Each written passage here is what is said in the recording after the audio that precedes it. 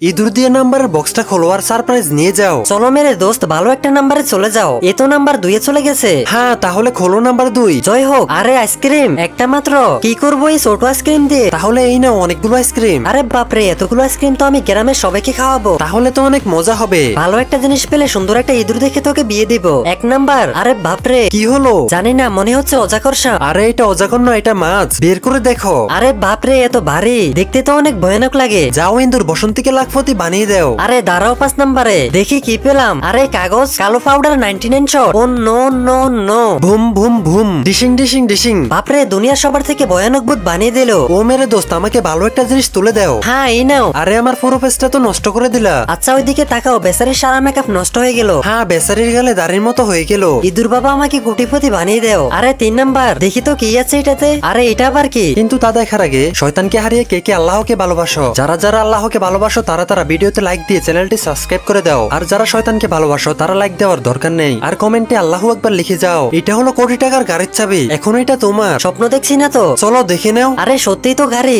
আরে বাপরে, ইঁদুর তো আমাকে কোটিপতি বানিয়ে দিল।